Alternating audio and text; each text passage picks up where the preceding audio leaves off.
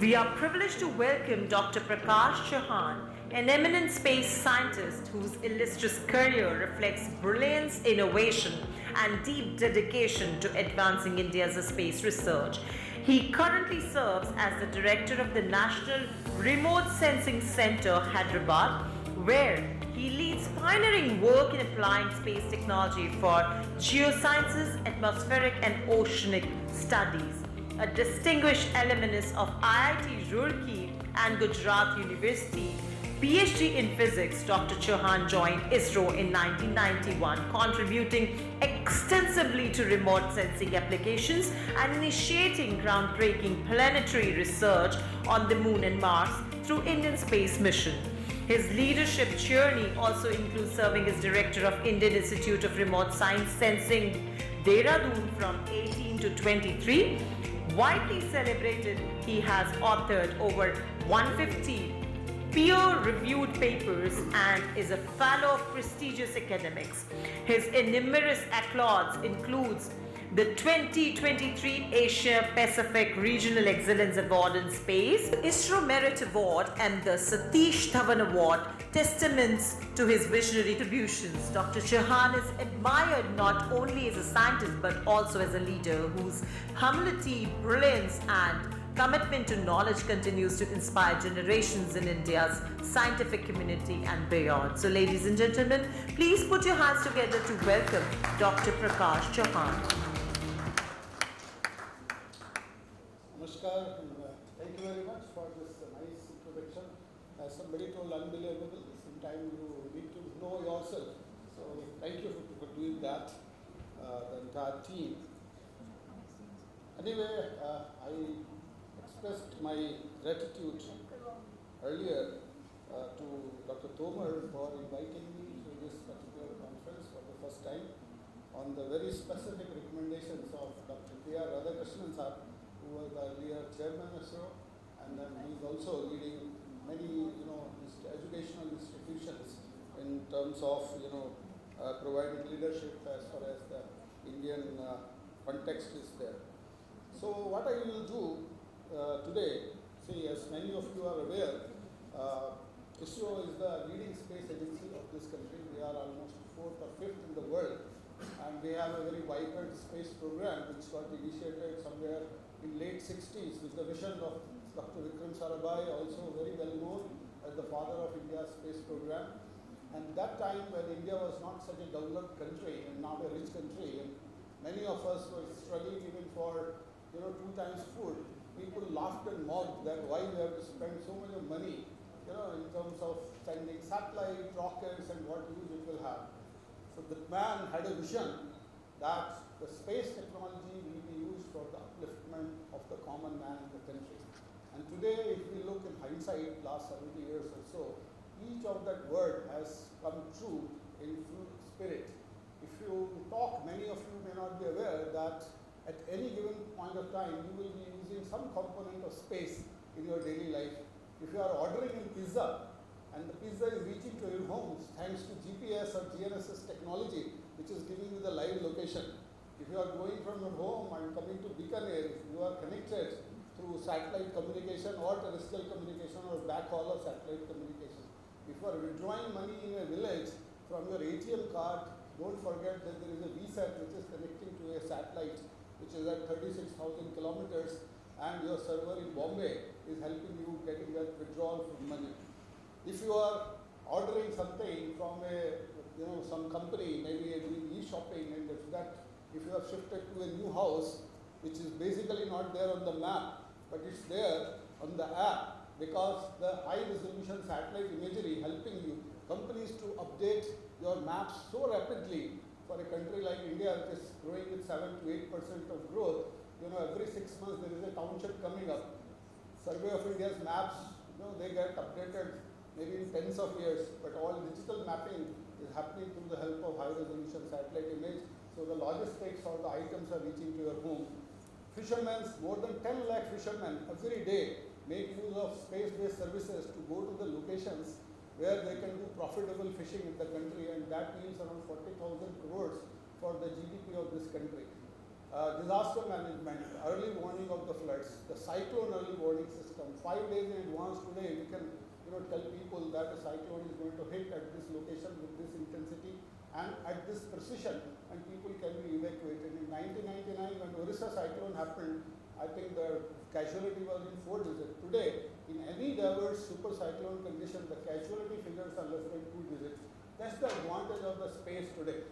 So what I'm going to talk, I cannot talk so many things because Samay has given only 7 minutes on it. So I will just dwell on 2 specific examples which basically fits into the theme of this conference, where we say that from cosmos to earth, satellite insights for sustainable development, and which is guided by the Vedic wisdom. Okay. So what is sustainable development? The sustainable development is the development that meets the needs of the present without compromising the ability of future generations to meet their own needs. What is the typical example? Many of the India's provinces, state after states, are becoming dark zone states because we are doing over-exploitation of groundwater. There is hardly any groundwater left for the next generation.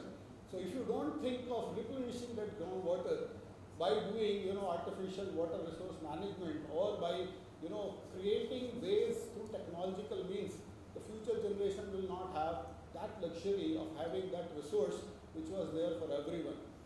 In that context, the Rig Veda, Arthur Veda, Sam Veda, all of our spiritual, the literature, they talk of, considering, recircular or circularization of resources, or so-called sustainable use of the resources. In terms of using the sun's energy, in terms of, soil and land, in terms of water, agriculture, livelihood, you talk of everything, it all have deep connects as being talked in the morning by various speakers. I will tell you 2 specific stories on which ISRO has worked significantly in past years. Smart agriculture, carbon neutral energy, that is in terms of providing inputs for the renewable energy sources, and sustainable blue economy. By the use of satellites, which basically goes up into the space, many of you get motivated when a rocket launch happens from Sriharikota. Many of you must be feeling very thrilled. A satellite gets launched, but what happens afterwards? I don't know how many of you know that what happens with the satellite, or it's only a gimmick. These scientists keep on doing every 3 months, 6 months. But it's not the case. There are 3 kinds of satellites, as I told you. One is the communication satellites, which provides you communication or connectivity. Another kind of satellites are called navigation satellites, which gives you P&T services, position, navigation, and timing. The timing is also very important. Time synchronization across India through satellite means is very important. Talk to a share broker. Within few milliseconds, the share prices goes up and down, and people make billions and lose millions, within that fraction of time. So time synchronization is also done today using space technology. And of course, as I told you, the Earth observation or remote sensing. Many of you are wondering what is this remote sensing is all about. So remote sensing is basically getting information remotely. So that's what we do from space. So one specific example is the story of watershed development in this country. Many of the states in the country used to be, dry states like Vidarbha, Rajasthan himself. We have to use satellite images to generate information about the drainage network, the natural drainages, and how these natural drainages, you can see in that example, can be, you point out a specific location and you build check dams, you build farm ponds. Under Manrega program of Government of India, all this type of data sets are being used to pinpoint and give the location to the village people so that effective water harvesting can happen. We are monitoring all these assets. Like this is an example of Rajasthan state where all micro watershed development projects are shown in the yellow color there. Total number of around 766 such micro watershed projects are available today, which has changed the livelihood scenario in agriculture all across rural India. This is a very specific example of sustainable development. These are some of the pictures which are showing you the previous conditions, and you can see these farm ponds which has come up, and then around that farm ponds you can see much more greening happening because the water has started becoming available. Agriculture productivity in Saurashtra has gone more than 10% or so. We are basically this is one example in one of the villages called the Bandipalli village in Andhra Pradesh.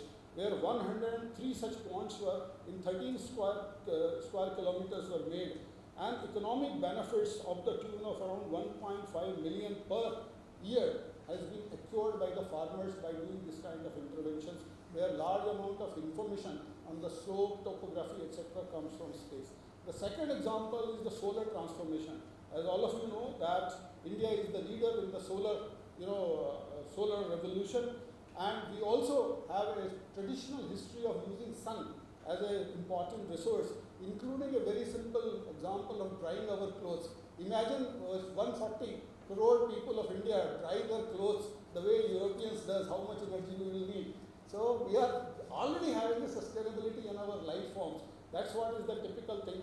And today, using this space kind of data, our satellites which are 36,000 kilometers, they give you how much solar energy is available at different locations. Based on that, we have created this assured annual solar energy outputs. And based on this, recently the Ministry of Renewable Energy has come out with this particular report where the solar PV potential of India has been revised and recalculated, and you see the states where the maximum amount of solar potential is available. We have also done some kind of a solar calculator. If you stand at this location, you can know that how much solar energy you can produce. This is a specific example of Ladakh, where Ladakh is going to be the next powerhouse of India. So all that green areas, what you see, especially in the South Ladakh, of course, forget about Aksai Chin, we don't have access.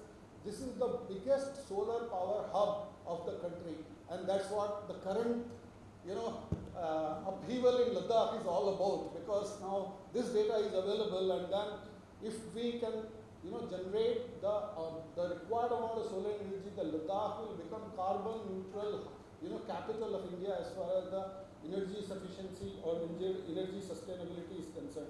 So we have used multiple data sets like land use, land covers, wasteland, hills, slopes, solar irradiance data to come out on this kind of thing. We have also a capability now, we have estimated the entire rooftop area in the country using high resolution satellite data, and that has gone into this report, which basically has revised the total solar energy potential in the country, and programs like Surya Ghar program, Prime Minister Surya Ghar program are taking advantage of this type of things. Based on AI, this is the one last thing, it will take 1 minute only. This is the using AI based in search engine. Entire India's installed solar power plants, which are more than 1 hectare, have been mapped here in one particular map. You can see what is happening in Telangana, what is happening in Karnataka. Everywhere the solar revolution is going on. People think only Gujarat and Rajasthan is having solar power. South is leading the race. We have a lot of way and a lot of progress which can be made, which will basically be used to achieve the net zero sustainability by 2070. We have already crossed our targets by 2030, and I am hopeful that around 500 gigawatts of solar energy can be generated in this country in times to come, and which will basically enable the dream of Viksit Bharat of our Prime Minister much before than 2047 itself. Thank you very much for your attention.